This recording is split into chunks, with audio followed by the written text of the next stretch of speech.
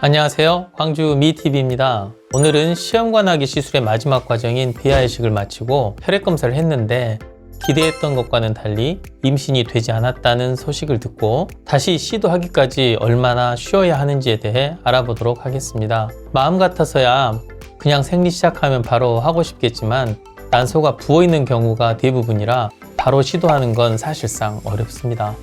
물론 자연주기, 즉 약을 전혀 사용하지 않고 자연적으로 배란되는 난포만을 채취하거나 연자극법이라고 페마라 등의 배란 유도제를 복용해서 두세 개만을 채취하는 경우는 바로 다음 달에 다시 시험관하기 시술을 해볼 수도 있습니다. 그럼 일반적인 경우에는 얼마나 시술 간격이 필요한지 간단히 알아보겠습니다.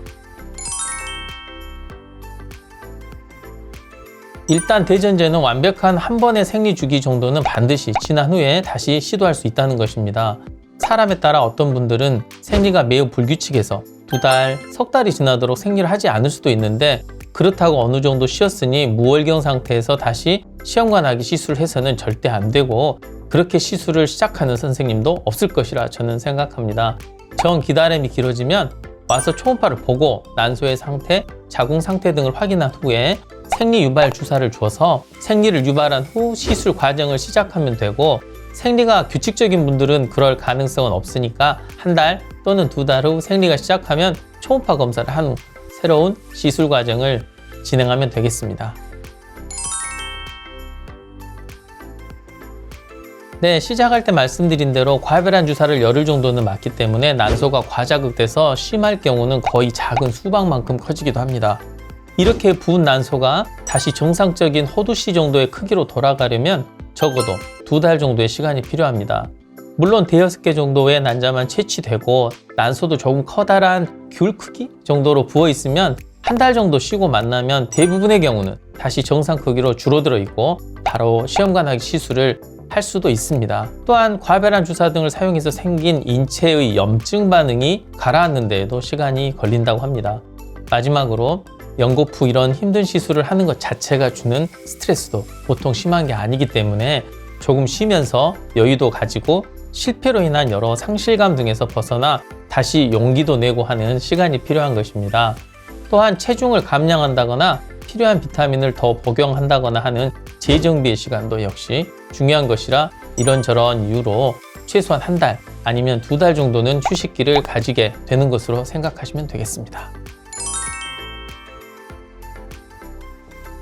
난소 기능이 저하되어 몇 개 나오지 않고 이런 상황처럼 두어 달 내에 출국을 해야 한다든지 하는 상황이라면 황체기 과배란 유도를 통한 중복 자극주기 시험관하기 시술을 해볼 수 있습니다.